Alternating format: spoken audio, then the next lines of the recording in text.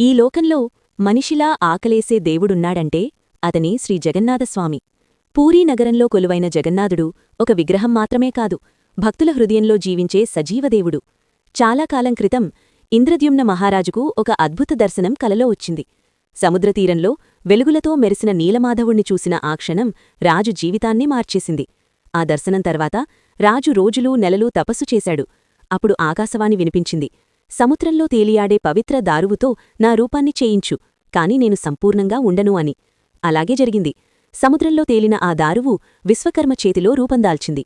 కాని తలుపు తెరిచేసరికి చేతులు లేవు, కాళ్ళు లేవు, పూర్తిగా ముఖం కూడా లేదు.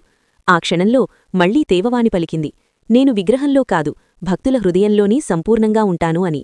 ఈరోజు కూడా జగన్నాథుడు మనిషిలానే జీవిస్తాడు. ఆయన అన్నం తింటాడు, జ్వరం వస్తే మందులిస్తారు, ఏడాదికొకసారి ఆలయం వదిలి భక్తుల మధ్యకు వస్తాడు. జగత్కు నాథుడు మన అందరి జగన్నాథస్వామి.